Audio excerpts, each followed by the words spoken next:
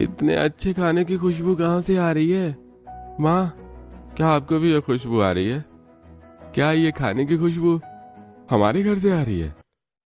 बेटा, इतने अच्छे खाने की खुशबू हमारे घर से तो नहीं आ सकती। तुम तो हमारी हालत जानते हो। जरूर ये खुशबू उस पड़ोस वाली कमला के घर से आ रही होगी। माँ, मुझे भी लग रहा है ये खाने की खुशबू कमला आंटी के घर से ही आ रही है। इस तरह का खाना उन्हीं के घर में बनता है। माँ, काजल कहाँ है? काफी देर से दिखाई नहीं दे रही है। मैं भी वही सोच रही हूँ। क्या दक्ष सही कह रहा है? ये खाने की खुशबू सच में कमल आंटी के घर से आ रही है। और काजल बिना किसी को कुछ बताए कहाँ गायब है? जानने के लिए हमें कहानी में थोड़ा पीछे जाना होगा। आज सूरज देवता आग उगल रहे हैं। उफ, कितनी गर्मी लग रही है। मुझे तो लगता है घर जाने से पहले मैं कहीं बेहोश ना हो जाऊं। पसीने में लथपथ दक्ष कड़ी धूप में काम करने के बाद अपने घर जा रहा था। तभी उसके पेट से गुड़गुड़ की आवाज आने लगती है। आज तो मैं बहुत थक गया हूँ। घर जाकर आराम करूंगा और अच्छा खाना खाऊंगा। अब तो पेट ने भी बता दिया कि मुझे भूख लगी है। दक्ष अपने घर जा ही रहा होता है कि तभी रास्ते में उसे एक ढाबा दिखाई देता है, जहां उसी की तरह मजदूरी करने वाले लोग खाना खा रहे थे। उनका खाना देखकर दक्ष के मुंह में पानी आ जाता है। अरे वाह, बासमती चावल, अरहर की दाल, गोभी की सब्जी, टमाटर की चटनी। ये सब कुछ देखकर तो मेरी भूख बढ़ गई है। इसे कहते हैं खाना। ये सब सोचते हुए दक्ष जैसे ही अपने पॉकेट में हाथ डालता है तो उसे उसकी जेब खाली मिलती है। मेरे पॉकेट में 10 रुपए नहीं है और मैं इतना टेस्टी खाना खाने के बारे में सोच रहा हूँ। चल बेटा दक्ष, यहाँ से चलते हैं। ये जगह तेरे लिए नहीं है। ये सब सोचते सोचते दक्ष अपने घर पहुंच जाता है। काजल, कहाँ हो? जरा पानी लेकर आना, बहुत प्यास लगी है। ला रही हूँ जी, 2 मिनट। दक्ष गर्मी से बेहाल हवा खाने के लिए पंखे के नीचे बैठा था, लेकिन पंखे से खटर खटर की आवाज आ रही थी और वो बहुत धीरे चल रहा था। इस पंखे को क्या हुआ है? अरे ये ऐसे क्यों चल रहा है? पता नहीं जी, ये तो सुबह से बहुत आवाज कर रहा है। मेरे तो कान दुख गए हैं, ऊपर से इतनी गर्मी हो रही है। काजल इतना कहती है कि तभी अचानक पंखा चलना बंद हो जाता है। ये क्या नई मुसीबत है? काजल, लगता है पंखा तुम्हारी बात का बुरा मान गया। दक्ष की बात सुनकर सभी हंसने लगते हैं, लेकिन तभी काजल, ये हंसने वाली बात नहीं है, हमारा खर्चा बढ़ गया है। हाँ, वो तो है, लेकिन अब क्या कर सकते हैं। एक काम करो, तुम जल्दी से खाना लेकर आओ, बड़ी भूख लगी है। इस पंखे के चक्कर में मैं तो भूल गया मुझे कितनी जोरों की भूख लगी थी। बस 2 मिनट में खाना लेकर आती हूँ। काजल रसोई में जाती है और दक्ष के लिए चावल, दाल और अचार लेकर आती है। खाना देखने के बाद, ये सब क्या है? ये सफेद चावल और ये पानी जैसी दाल, इसमें कोई कलर ही नहीं है। खाने में सिर्फ चावल देखकर मैं पक गया हूँ। क्या खाने में बस यही है, कोई सब्जी नहीं है? नहीं जी, बाजार में सब्जियों के दाम आसमान छू रहे हैं। घर में थोड़ा राशन बचा था तो मैंने दाल चावल बना दिया, लेकिन सब्जी खरीदने के मेरे पास पैसे नहीं थे। अरे मुझसे तो ये खाना खाया भी नहीं जा रहा है। बेटा, अब क्या कर सकते हैं, ये हमारी मजबूरी है। तेरी आधी से ज्यादा सैलरी तो तेरे भाई राजू के इलाज में खर्च हो रहा है, इसीलिए हमें रूखी सूखी जो मिल जाए हमें उसी से काम चलाना पड़ेगा। आप पास लेकर जाना है, शाम को फिर चलते हैं। दक्ष जैसे तैसे दाल चावल और अचार खाता है। पक गया हूँ। क्या खाने में बस यही है, कोई सब्जी नहीं है? नहीं जी, बाजार में सब्जियों के दाम आसमान छू रहे हैं। घर में थोड़ा राशन बचा था तो मैंने दाल चावल बना दिया, लेकिन सब्जी खरीदने के मेरे पास पैसे नहीं थे। अरे मुझसे तो ये खाना खाया भी नहीं जा रहा है। बेटा, अब क्या कर सकते हैं, ये हमारी मजबूरी है। तेरी आधी से ज्यादा सैलरी तो तेरे भाई राजू के इलाज में खर्च हो रहा है, इसीलिए हमें रूखी सूखी जो मिल जाए हमें उसी से काम चलाना पड़ेगा। आप बिल्कुल सही कह रही हो माँ। अब तो पंखा ठीक करवाने का भी खर्चा आ गया है। और माँ, इलाज से याद आया, आज तो भाई को चेकअप के लिए डॉक्टर के पास लेकर जाना है। हाँ बेटा, शाम को राजू को डॉक्टर के पास लेकर जाना है, शाम को फिर चलते हैं। दक्ष जैसे तैसे दाल चावल और अचार खाता है। देखते ही देखते शाम हो जाती है और शाम को दक्ष राजू को शोभा के साथ डॉक्टर के पास लेकर जाता है। डॉक्टर राजू को कुछ देर अच्छे से चेक करते हैं और फिर, देखिए बेटा, दवाई खाने के बाद भी ठीक नहीं हो पा रहा है क्योंकि उसके शरीर में विटामिन और मिनरल्स की कमी है। आपको पेशेंट को पालक, लौकी, तोरई, परवल, भिंडी, खीरा, गाजर, टमाटर ऐसी सब्जियां खिलानी चाहिए। खासकर इन्हें सौंफ का पानी हर दिन पिलाना चाहिए ताकि इन्हें लू न लगे। डॉक्टर, आपसे तो कुछ छुपा नहीं है। आप तो जानते हैं हम कितने गरीब लोग हैं और आजकल ये सब्जियां कितनी महंगी मिल रही हैं। हाँ, मैं आप लोगों की परेशानी समझता हूँ, लेकिन मुझे लगता है कि आप लोगों को ये सब्जियां खानी चाहिए। क्योंकि जो बीमारी आपके बेटे को हुई है वो आप लोगों को भी हो सकती है, क्योंकि आप लोग सब्जियां नहीं खाते हैं। तो आप लोगों को इस पर थोड़ा ध्यान देना चाहिए। डॉक्टर दक्ष और शोभा को काफी समझाता है। डॉक्टर के केबिन से निकलने के बाद दक्ष और शोभा राजू को लेकर घर के लिए निकलते हैं। रास्ते में चलते हुए, मैं आप लोगों के ऊपर बोझ हूँ। मेरी वजह से घर में खाने की इतनी दिक्कत हो रही है, क्योंकि सारे पैसे तो मेरी दवाइयों पर खर्च हो जाते हैं। भैया, आप मेरी दवाइयों पर पैसे खर्च मत करो, और ना डॉक्टर दिखाने की जरूरत है, मैं अपने आप ठीक हो जाऊंगा। अरे छोटी, तू इतना चिंता क्यों करता है? तेरा बड़ा भाई है ना अभी, तू ये सब मत सोच। तू बस समय पर अपनी दवाइयां ले और ठीक हो जा, इससे ज्यादा हमें और कुछ नहीं चाहिए। इस तरह थोड़ी बहुत बातें करते हुए शोभा, दक्ष और राजू तीनों घर आ जाते हैं। घर आने के बाद, माँ जी क्या कहा डॉक्टर ने? देवर जी कब तक ठीक हो जाएंगे? डॉक्टर तो कह रहा था बेटा कि राजू में विटामिन और मिनरल्स की कमी है। उन्होंने राजू को सब्जियां खिलाने के लिए कहा है और साथ में हमें भी खाने के लिए कहा है। काजल शोभा की बात को ध्यान से सुनती है। देखते ही देखते रात हो जाती है और सभी लोग खाना खाने के लिए बैठ जाते हैं। काजल सभी को रात में दाल रोटी खाने के लिए देती है। मुझे नहीं खाना है दाल रोटी, माँ आप रोज हमें खाने में यही खिलाती हो। पिया अपने खाने की थाली को गुस्से में हटा देती है, जिसे देखकर दक्ष का चेहरा गुस्से में लाल हो जाता है। पिया, ये क्या बदतमीजी है? ये सब तुम कहाँ से सीख रही हो? पापा, मैं रोज रोज खाना खाकर तंग आ चुकी हूँ। स्कूल में मेरे दोस्त कितना अच्छा अच्छा टेस्टी टिफिन लेकर आते हैं। तो क्या हो गया बेटा? पापा, आज मेरी सहेली खाने में भरवा भिंडी लेकर आई थी, दूसरी सहेली कद्दू का दाल लेकर आई थी और एक तो टोमेटो सूप लेकर आई थी। सभी रंग बिरंगी सब्जियों का खाना लेकर आई थी, लेकिन किसी ने मुझे नहीं खिलाया।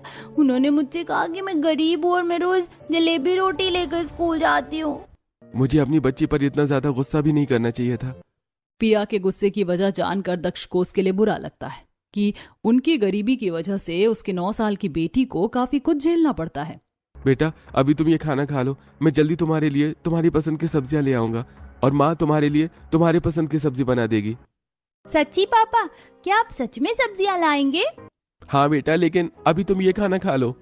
दक्ष के कहने पर पिया खाना खा लेती है और फिर सभी सोने के लिए चले जाते हैं। और काजल सुबह सुबह मटका लेकर पानी भरने के लिए अपने मोहल्ले के सरकारी नल में जाती है। अच्छा हुआ काजल, आज हम लोग पहले आ गए, वरना अगर वो कमला आ जाती तो हमें पानी लेने में बहुत देर हो जाती। बिल्कुल सही कह रही हैं माँ जी आप। कमला आंटी के घर में जितने लोग नहीं है उससे ज्यादा तो वो पानी भरती हैं। पता नहीं इतने पानी का वो क्या करती हैं।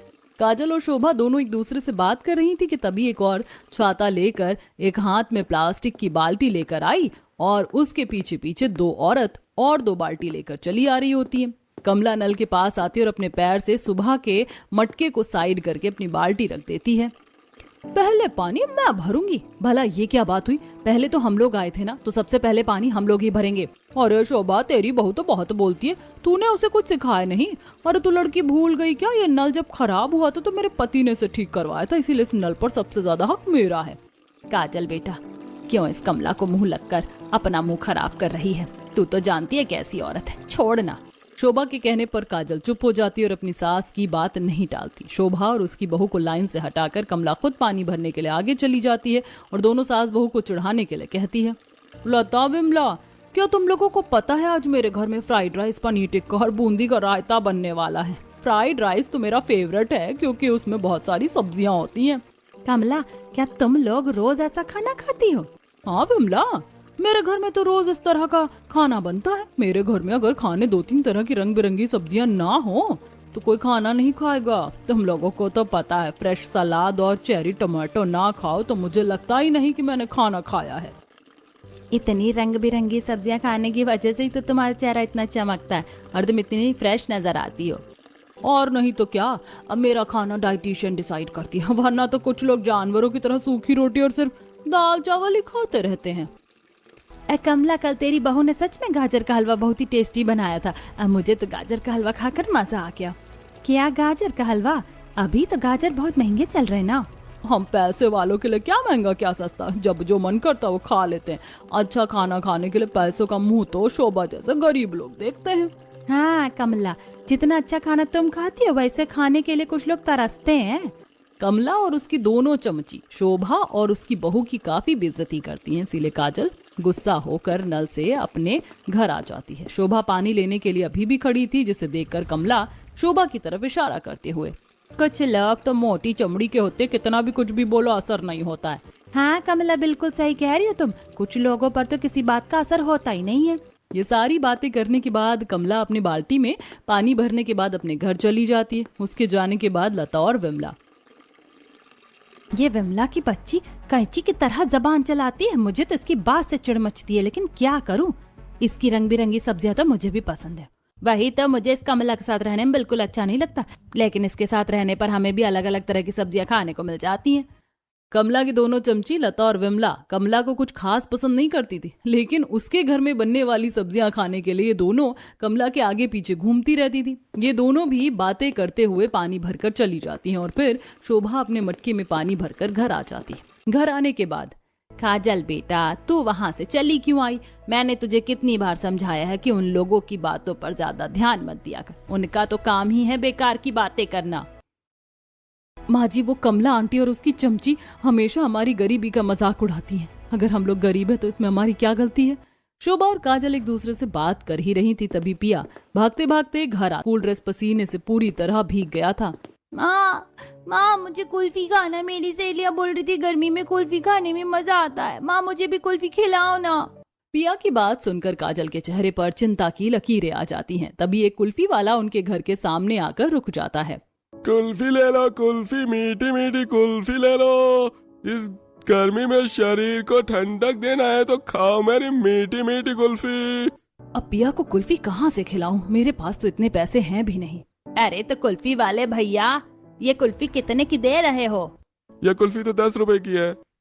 मेरे पास तो सिर्फ 10 रुपए ही बचे हैं। अगर मैंने उससे काजल के लिए कुल्फी ले ली तो रात में सबके लिए रोटी भी नहीं बन पाएगी। मुझे उस 10 रुपए से आटा खरीदना होगा। शोभा अपनी बहू की परेशानी को अच्छी तरह से समझ रही थी, इसीलिए शोभा, कुल्फी वाले भैया आप जाइए, हम लोग कुल्फी नहीं लेंगे। मेरी पोती को खांसी है और ये आपकी कुल्फी देखकर कुल्फी खाने की जिद कर रही है। इस तरह बातें बनाकर शोभा कुल्फी वाले को भेज देती है। माँ जी, समझ में नहीं आता है हमारे अच्छे दिन कब आएंगे। ये जिंदगी भी कोई जिंदगी है? इतनी गर्मी में हम लोग बिना पंखे के रह रहे हैं। गर्मी के दिनों में सभी अपने बच्चों को आइसक्रीम खिलाते हैं, लेकिन मैं अपनी बेटी को कुल्फी भी नहीं दिला सकती। काजल की बात सुनकर शोभा दुखी हो जाती है। ऐसे ही दिन गुजरते हैं। एक दिन राजू का डॉक्टर उसे देखने के लिए घर आता है। डॉक्टर राजू का चेकअप करता है। तभी, डॉक्टर साहब, अभी मेरे राजू की तबीयत कैसी है? क्या उसकी हालत में कोई सुधार आया है? नहीं, राजू की हालत में कोई सुधार नहीं है। वैसे तो जो दवाइयां मैंने उसे दी थी और सही खान पान रखने से नॉर्मली लोगों की तबीयत 2 हफ्ते से 1 महीने के अंदर ठीक हो जाती है, लेकिन राजू का केस अलग है। क्या मतलब है डॉक्टर? राजू का शरीर दवाइयों पर ठीक से रिस्पॉन्ड नहीं कर रहा है और अब तो इन्हें लू भी लग गया है। क्या आप लोगों ने मुझसे मिलने के बाद एक बार भी इसे वेजिटेबल सूप या किसी भी तरह की साग सब्जी खिलाई है? नहीं डॉक्टर, हम लोग सब्जी खरीदने के लिए बाजार गए थे, लेकिन बाजार में सब्जियां बहुत महंगी हैं। डॉक्टर साहब, गर्मियों में तो सारी सब्जियां 100 रुपए किलो मिल रही हैं। क्या राजू बिना सब्जियों के ठीक नहीं हो सकता है? शोभा की बात सुनकर डॉक्टर को गुस्सा आ जाता है। सब्जियों के बिना इलाज? अगर आप लोगों को ऐसा कोई इलाज पता है तो आप लोग खुद ही अपने बेटे का इलाज कर लीजिए। मुझे इसका इलाज नहीं करना है। डॉक्टर साहब प्लीज प्लीज आप गुस्सा मत होइए। माँ हमारी गरीबी से परेशान हो चुकी है, इसलिए वो कुछ भी बोल रही है। आप उनकी बातों पर ध्यान मत दीजिए। डॉक्टर दक्ष की बातों पर ज्यादा ध्यान नहीं देता है और गुस्से में उनके घर से चला जाता है। डॉक्टर के चले जाने के बाद, माँ जी, आपको डॉक्टर से ऐसी बात नहीं करनी चाहिए थी। बहू, मैं जानती हूँ मुझे डॉक्टर से ऐसी बात नहीं करना चाहिए थी, लेकिन हमारे घर में खाने के पैसे नहीं हैं, तो ऐसे में हम लोग राजू को गाजर, चुकंदर, ब्रोकली, पपीता, ये सभी विटामिन से भरी सब्जियां कैसे खिलाएं?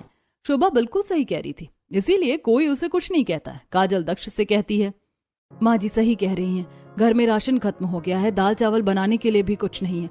आप एक काम कीजिए ना, आप ठेकेदार के पास जाकर अभी तक आपने जो काम किया है उसके पैसे ले आइए। हाँ काजल, तुम सही कह रही हो। मुझे याद आया, मैंने तो पिछले महीने हफ्ता 10 दिन काम किया था, लेकिन उसका पैसा ठेकेदार ने नहीं दिया। मैं जाकर ठेकेदार से बात करता हूँ। दक्ष कड़कती धूप में एक पतली सी चप्पल पहनकर अपने ठेकेदार से पैसे लेने के लिए घर से निकल जाता है। उसके घर से ठेकेदार का ऑफिस करीब 1 किलोमीटर दूर था। दक्ष के सिर से पसीना टपक रहा था और वो पसीना पोंछते हुए जैसे जैसे चलकर ठेकेदार के ऑफिस पहुंच जाता। अरे दक्ष, तो यहाँ क्या कर रहा है? हाँ? अभी तो घर बनाने का काम बंद चल रहा है, कोई काम नहीं है भाई तेरे लिए। दक्ष इस ठेकेदार के पास घर बनाने का काम करता था। उसने इस प्रमोटर के लिए कई जगह पर घर बनाया था, लेकिन ये ठेकेदार कभी भी दक्ष को उसकी मजदूरी ठीक से नहीं देता था। हमेशा उसकी पगार में कुछ पैसे कम ही होते थे। मालिक, मुझे काम की बहुत जरूरत है। मेरे भाई की तबीयत खराब है और घर में राशन खत्म हो गया है। अरे दक्ष, अभी तो घर बनाने का काम बंद चल रहा है, मेरे पास तेरे लिए अभी कोई काम नहीं है। मालिक, अगर ऐसी बात है तो आप मुझे मेरे पिछले महीने की मजदूरी दे देते तो बहुत अच्छा होता है? पिछले महीने के पैसे मैंने तुझे दे दिए, अब तो यहाँ कौन से पैसे मांगने के लिए आया है? पिछली बार जब आपने मुझे पगार दी थी तो उसमें आपने मुझे 4 दिनों का पैसा कम दिया था, जो करीब 1000 रुपए हो रहे हैं। मालिक, आप मुझे वो 1000 रुपए दे दीजिए, मुझे इसकी बहुत जरूरत है। 1000 रुपए? ये बोलकर ठेकेदार जोर जोर से हंसने लगता है। दक्ष के पैसे मांगने से ठेकेदार को उसके ऊपर गुस्सा आ जाता है। मैं तो तुझे 1 रुपया ना दूं और तू 1000 रुपए की बात कर रहा है? तू बोल गया क्या अपनी औकात? आज के बाद मेरे पास काम करने की कोई जरूरत नहीं है, मैं तुझे काम से निकाल रहा हूं, तू जा यहाँ से। मालिक, आप ऐसा नहीं कर सकते, आप मेरे पैसे नहीं मार सकते। मैंने सच में काम किया था और मैं अपने हक के पैसे मांग रहा हूँ। दक्ष ठेकेदार से अपने पैसे वापस मांगता है, लेकिन ठेकेदार उसे 1000 रुपए नहीं देता बल्कि सिर्फ 100 रुपए देता है। मुझे पता था ये ठेकेदार ऐसा ही कुछ करेगा और उसने वही किया। मन तो कर रहा है इसकी पिटाई कर दूं, लेकिन ये सब करने से क्या होगा, मेरे घर वालों के लिए ही परेशानी बढ़ेगी। ये सब सोचकर दक्ष 100 रुपए लेकर अपने घर आ जाता है। घर आने के बाद, क्या हुआ जी, ठेकेदार ने 1000 रुपए दिए? काजल के पूछने पर दक्ष कुछ नहीं कहता है, बल्कि अपनी जेब से 100 रुपए निकाल कर उसके हाथ पर रख देता है। ये क्या, ये तो सिर्फ 100 रुपए है, इसमें क्या होगा? आपने तो कहा था कि आपने पिछले महीने 1000 रुपए का काम किया है और ठेकेदार से आपको 1000 रुपए मिलेंगे, लेकिन आप 100 रुपए दे रहे हैं। मुझे तो 1000 रुपए मिलने चाहिए थे, लेकिन ठेकेदार के बच्चे ने मेरा पैसा मार लिया। अब यही एक 100 रुपए है, इसे लेकर बाजार जाओ और इसे थोड़ा बहुत राशन और अगर पैसे बचे तो थोड़ी सब्जियां ले आना। काजल दक्ष से 100 रुपए का नोट लेती है और उसे लेकर बाजार चली जाती है। वो अपने साथ अपनी बेटी पिया को लेकर जाती है। सबसे पहले वो राशन की दुकान पर जाती है। भैया, मुझे 20 रुपए का आटा और 30 रुपए वाला चावल 1 किलो दे दीजिए, और हाँ, 10 रुपए का नमक का पैकेट भी दे दीजिएगा। बनिया काजल को चावल, आटा और नमक निकाल कर दे देता है। उसे इतना कम सामान लेता देखकर दुकान पर खड़ी दूसरी औरतें उस पर हंसती हैं। काजल को बुरा तो लगता है, लेकिन वो ज्यादा ध्यान नहीं देती है। मैंने राशन तो खरीद लिया है और अब 40 रुपए से थोड़ी सब्जी ले लेती हूँ, देवर जी के लिए सब्जी बना दूंगी। काजल पिया को लेकर बाजार चली जाती है, जहाँ लोगों की काफी भीड़ लगी हुई थी। लोग ठेले पर अलग अलग तरह की सब्जियां बेच रहे थे। भिंडी, लौकी, कोड़ा, सजना, ब्रोकली, स्वीट कॉर्न, मशरूम, लाल पीली शिमला मिर्च और काफी कुछ। इतने सारे रंग बिरंगी सब्जियां देखकर, अरे वाह मम्मी, यहाँ तो कितनी रंग बिरंगी सब्जियां मिल रही है। माँ, आप यही रंग बिरंगी सब्जियां लो ना। अच्छा भैया, ये ब्रोकली कितने की थी? मैंने सुना है इसमें कई तरह के विटामिन होते हैं। बिल्कुल बहन जी, विटामिन तो ब्रोकली में भर भर कर होता है, साथ में आपको कोहड़ा और पपीता भी खाना चाहिए। यह ब्रोकली 120 रुपया किलो है। एक ब्रोकली आधा किलो के ऊपर होगी, मैं आपको 60 रुपए में ब्रोकली दे दूंगा। क्या आप मुझे छोटा सा पपीता और एक ब्रोकली 40 रुपए में दे सकते हैं? क्या बहन जी, मजाक करने के लिए आपको मैं ही मिला था हैं? जब आपको सब्जी खरीदनी नहीं थी तो मेरा समय क्यों बर्बाद कर रही थी आप? चलिए आइए यहाँ से। सब्जी वाला काजल को कोई सब्जी नहीं देता। काजल पिया के साथ पूरा बाजार घूमती है और फिर 15 रुपए की एक छोटी सी फूल गोभी और 25 रुपए का 1 किलो प्याज खरीद लेती है। क्या माँ, इतने सारे रंग बिरंगी सब्जियां होने के बाद भी आपने सिर्फ एक गोभी खरीदी है?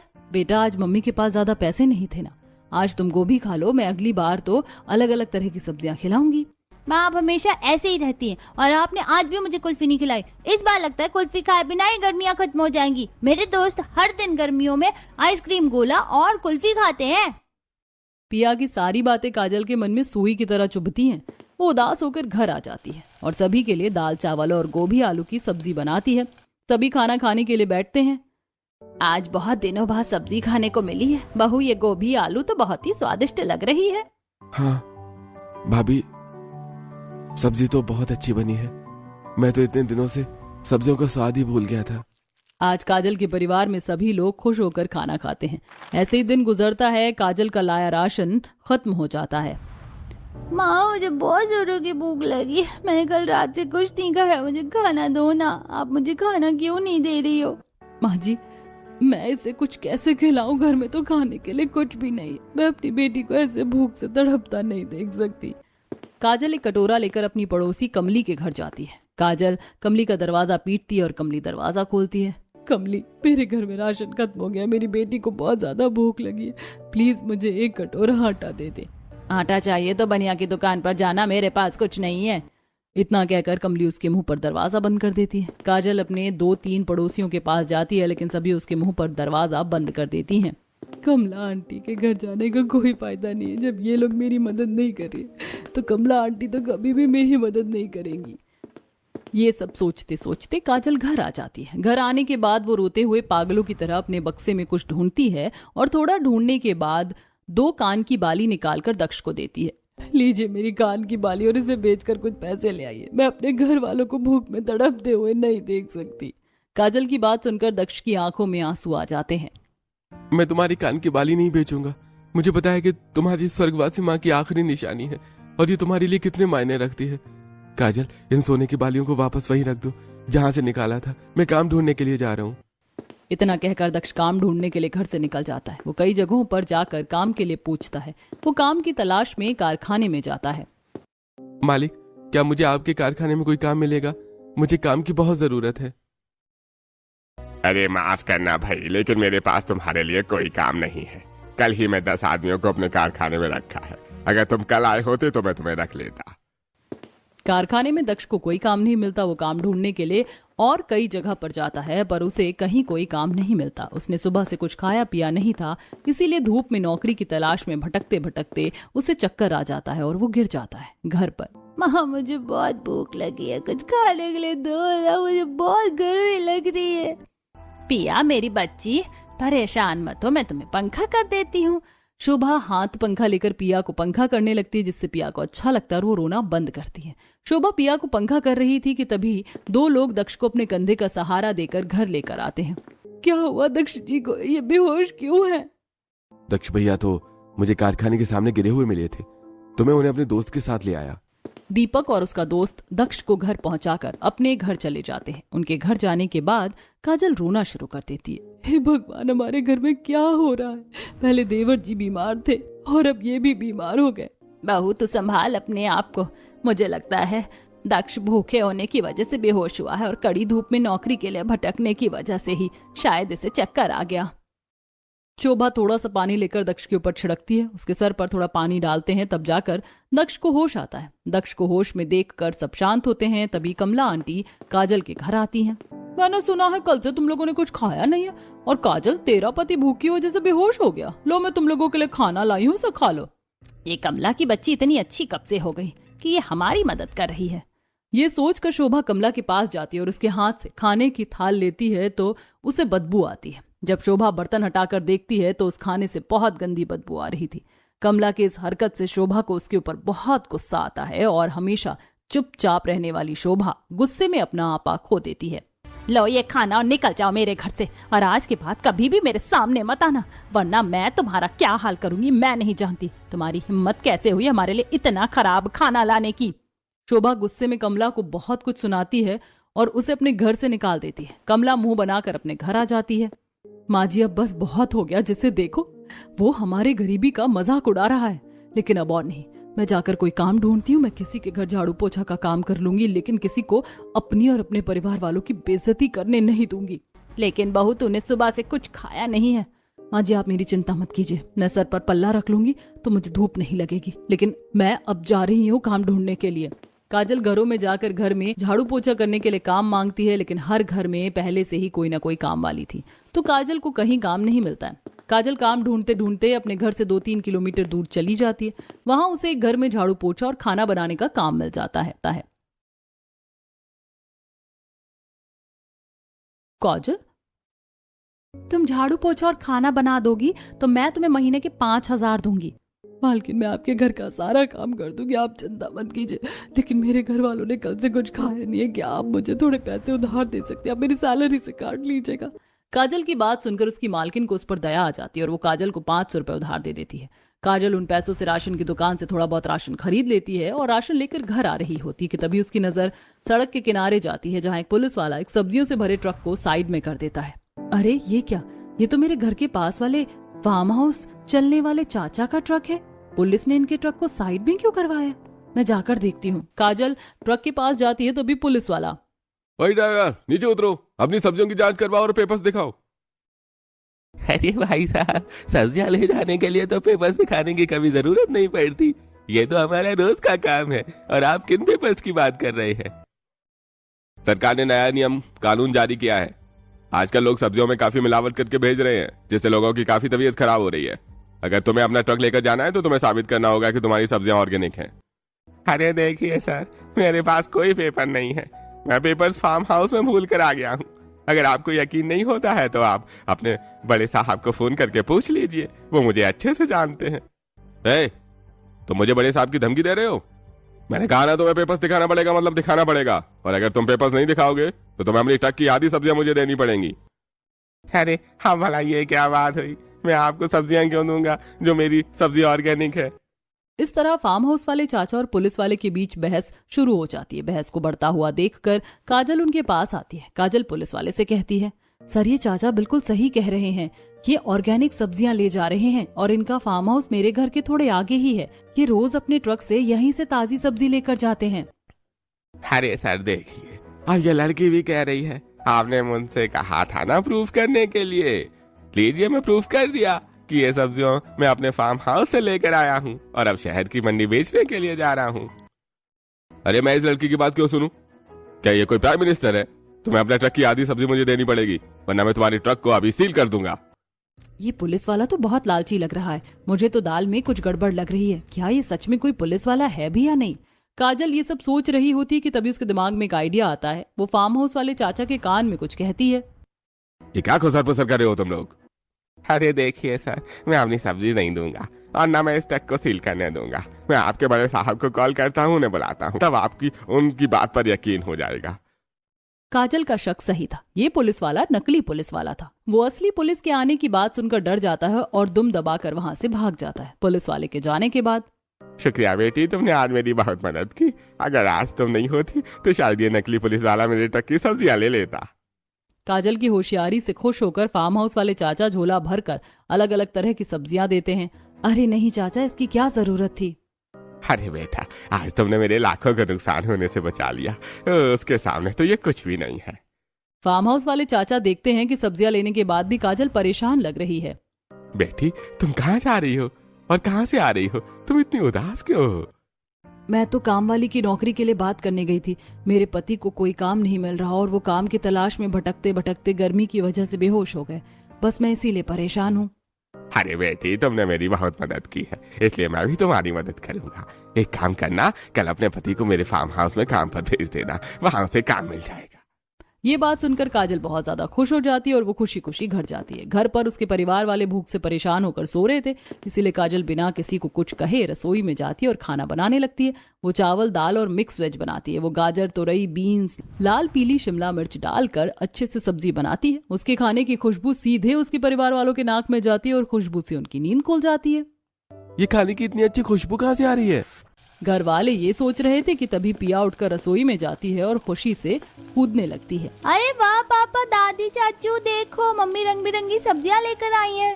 पिया की बात सुनकर सभी परिवार वाले उठ जाते हैं और रसोई में जाकर देखते हैं कि रसोई में ब्रोकली, पालक, कद्दू, गाजर, टमाटर, बीन्स, खीरा, लाल पीली शिमला मिर्च रखी हुई है। काजल बेटा, तू ये रंग बिरंगी सब्जियों वाला राशन कहाँ से लेकर आई है? काजल अपने परिवार को रास्ते में हुई पूरी घटना बताती है। दक्ष जी, कल से आप फार्म हाउस चले जाइएगा, वहाँ आपको काम मिल जाएगा। काजल की बात सुनकर सभी बहुत खुश हो जाते हैं और सभी खुशी से बहुत दिनों बाद पेट भरकर सब्जियां खाते हैं। ऐसे ही दिन गुजरता है। दक्ष फार्म हाउस में काम करने लगता है और काजल अपनी मालकिन के घर पर खाना बनाने का काम करने लगती है, जिससे उनके घर की हालत सुधरती है। दक्ष फार्म हाउस से हरी सब्जियां ले आया करता था। मेरा राजू सब्जियां खाकर ठीक हो गया। भगवान के घर में देर है अंधेर नहीं। एक दिन काजल घर में पालक, गाजर, मूली को आटे में मिलाकर रोटी बनाती है, जो बिल्कुल रंग बिरंगी रोटी लगती है। माँ, ये रोटी तो दिखने में कितनी अच्छी लग रही है। मुझे भूख लगी है, जल्दी से खाना दो ना।